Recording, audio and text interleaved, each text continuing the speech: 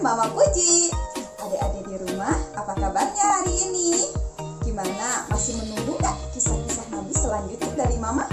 Nah, kemarin Mama menceritakan kisah Nabi Yusuf alaihissalam, yang mana beliau mengajarkan kepada kita agar kita menjadi orang-orang yang sabar dan tidak mempunyai rasa dendam. Nah, untuk saat ini, untuk sekarang, Mama menceritakan kisah Nabi Musa alaihissalam. Adik-adik di rumah pasti udah tahu dong kisah Nabi Musa alaihissalam, yang mujizatnya itu tongkatnya bisa berubah menjadi ular yang sangat besar dan tongkatnya bisa membelah lautan. Sekarang Mama mau ceritain lagi secara lengkap biar adik-adik bisa mengingatnya kembali. Nah, sebelum Mama mulai, adik-adik yang belum subscribe, coba di-subscribe dulu tombol merah di bawah. Dan jangan lupa tekan loncengnya untuk mengikuti notifikasinya. Bismillahirrahmanirrahim. Kita mulai ya adik-adik. Nabi Musa alaihissalam lahir di kota Mesir. Pada saat itu, kota Mesir dipimpin oleh raja yang kejam dan tidak adil kepada rakyatnya bernama Fir'aun. Fir'aun juga sangat percaya dengan ramalan tukang sihir. Dan Fir'aun menyebut dirinya adalah Tuhan yang harus disembah. Pada suatu ketika, tukang sihir meramalkan nasib Fir'aun. Fir'aun diramalkan bahwa suatu saat nanti akan ada anak laki-laki dari Bani Israel yang melengsarkan dia dari singgasananya. Fir'aun pun marah. Beliau akhirnya memerintahkan semua pasukannya agar membunuh setiap bayi laki-laki yang lahir di kota Mesir. Singkat cerita, di kota Bani Israel, ibu Nabi Musa alaihissalam bernama Yukaban.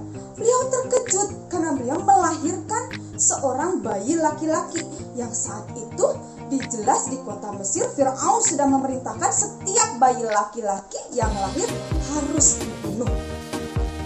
Pun sangat bingung. Dia berdoa kepada Allah Subhanahu wa Ta'ala perlindungan untuk melindungi keluarganya dan anak-anaknya dari kekejaman Fir'aun. Beberapa lama kemudian Allah pun berfirman kepada Yukabat agar Yukabat menghanyutkan bayi Nabi Musa alaihissalam di Sungai Nil. Yukabat bingung. Dia tidak tega untuk menghanyutkan anaknya sendiri di Sungai Nil, tapi itu sudah perintah dari Allah Subhanahu wa Ta'ala. Beliau harus menjalankannya. Akhirnya bayi Nabi Musa pun dihanyutkan ke Sungai Nil dan tidak disangka-sangka keranjang bayi Nabi Musa pun hanyut masuk ke dalam istana Fir'aun. Di sana sang ratu istri dari Fir'aun melihat keranjang itu dan menyuruh dayangnya untuk mengambil keranjang bayi Nabi Musa. Alangkah terkejutnya sang ratu ketika keranjang dibuka, ternyata berisikan bayi laki-laki yang mungil yang masih merah. Sang istri raja pun terkesima jatuh hati pada bayi Nabi Musa alaihissalam, dan dia memutuskan untuk mengangkat Nabi Musa alaihissalam sebagai anak angkatnya. Dan Fir'aun pun menuruti apa kemauan istrinya. Singkat cerita, Nabi Musa pun dirawat di kerajaan Fir'aun. Beliau sangat disayangi oleh sang ratu. Beliau dianggap sebagai anak kandungnya sendiri. Beliau pun dibekali ilmu pengetahuan. Meskipun beliau tinggal bersama Fir'aun di dalam istana, tapi beliau tidak mempunyai sifat yang tercela seperti Fir'aun. Beliau dirahmati oleh Allah Subhanahu wa Ta'ala, mempunyai sifat yang sangat mulia. Akhirnya Nabi Musa pun tumbuh dewasa di istana dan beliau tumbuh menjadi pria yang sangat gagah berani dan mempunyai sifat yang terpuji. Beliau sadar apa yang dilakukan Fir'aun itu tidak baik. Tapi apakah beliau harus menentang sang raja sedangkan ayah angkatnya itu adalah seorang raja?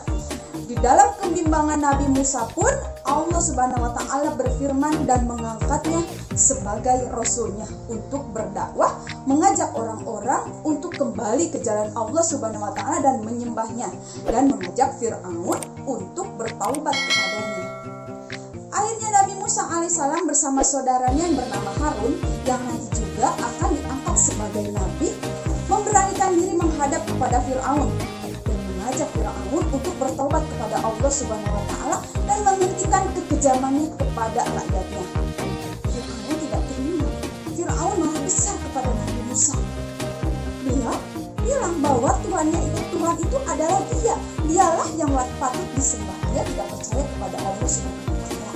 Bahkan Fir'aun menantang Nabi Musa alaihissalam untuk melawan sang penyihir istana supaya bisa membuktikan bahwa Nabi Musa itu berbohong. Akhirnya Nabi Musa pun mengiyakan tantangan dari Fir'aun. Singkat cerita, beberapa hari kemudian akhirnya pertandingan pun dimulai. Sang penyihir melemparkan tali-talinya yang sudah dimantrai sebelumnya, dan tali-tali itu berubah menjadi seekor ular-ular yang berbisa. Nabi Musa alaihissalam pun takut karena melihat ular-ular yang sangat ganas.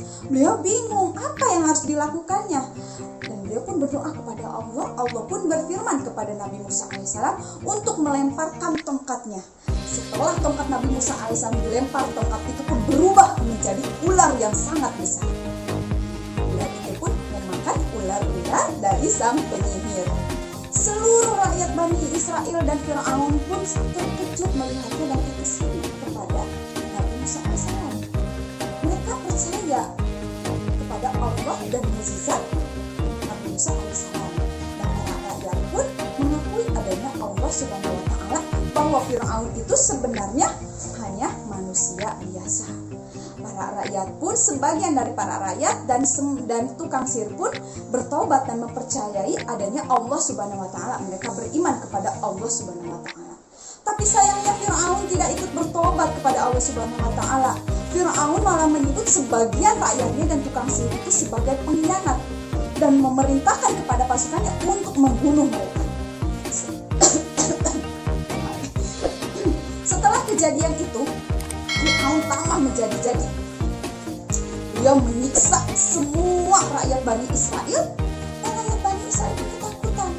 Mereka menghadap Nabi Musa, melaporkannya dan minta pertolongan kepada Nabi Musa untuk diselamatkan dari kekejaman Fir'aun. Nabi Musa pun bingung apa yang harus dilakukan, sedangkan tentara dari Fir'aun itu sangatlah banyak dan sangat kejam, sangatlah kuat. Beliau pun berdoa kepada Allah Subhanahu wa Ta'ala, dan Allah memerintahkan kepada Nabi Musa agar Nabi Musa mengajak seluruh rakyat Bani Israel untuk pindah ke Kanaan. Dan berita itu pun disebarkan ke semua rakyat Bani Israel secara tersembunyi. Dan Nabi Musa alaihissalam dan Nabi Harun pun berangkat untuk meninggalkan kota Mesir.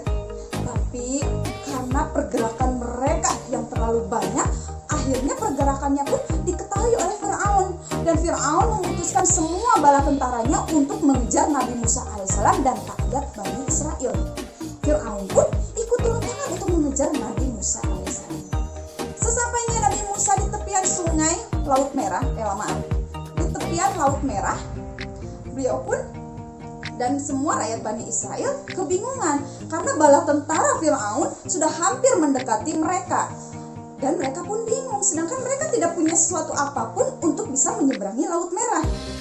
Nabi Musa alaihissalam pun berdoa kepada Allah, meminta bantuan Allah Subhanahu wa Ta'ala agar bisa menyeberangi Laut Merah. Allah pun berfirman kepada Nabi Musa alaihissalam untuk memukulkan tongkatnya ke Laut Merah. Dan setelah tongkatnya dipukulkan ke Laut Merah, ternyata Laut Merah langsung terbelah menjadi dua, sehingga ada jalan untuk melewati Laut Merah. Nabi Musa dan semua rakyat Bani Israel pun berjalan menyusuri jalanan yang terbelah itu di Laut Merah itu, dan Fir'aun dan bala tentaranya pun mengikuti dari belakang. Setelah semua rakyat Bani Israel menyeberangi Laut Merah dan sampai di tepian, Laut Merah pun kembali seperti semula, dan bala tentara Fir'aun pun terombang-ambing, tergulung, tenggelam saking ganasnya gelombang dari Laut Merah. Dan jasad Fir'aun yang tenggelam itu pun tidak rusak. Sampai sekarang jasad Fir'aun masih ada. Allah sengaja membuat jasad Fir'aun sebagai tanda, sebagai pengingat untuk kita bahwa kekejaman Fir'aun itu ada dan kita tidak boleh menirunya. Begitulah kisah dari Nabi Musa alaihissalam. Dan cerita lain yang kita bisa ambil di sini, seperti Nabi Musa, kita jangan takut ya kalau membela kebenaran. Kita harus berani. Kita harus membela orang-orang yang lemah. Jangan seperti Fir'aun yang kejam terhadap rakyatnya. Gimana adik-adik di rumah? Sekarang sudah tahu kan kisah lengkap dari Nabi Musa alaihissalam.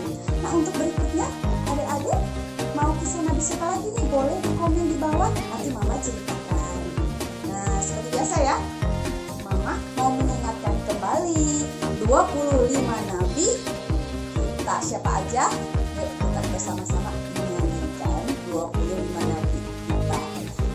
Adam, Idris, Nuh, Hud, Saleh, Ibrahim, Lut, Ishak, Ismail, Yakub, dan Yusuf, Su'ed, Harun, Musa, Daud, Zulkifli, Sulaiman, Ayub, Yunus, Zakaria, Ilyas dan Ilyasa, Yahya, Isa dan Muhammad.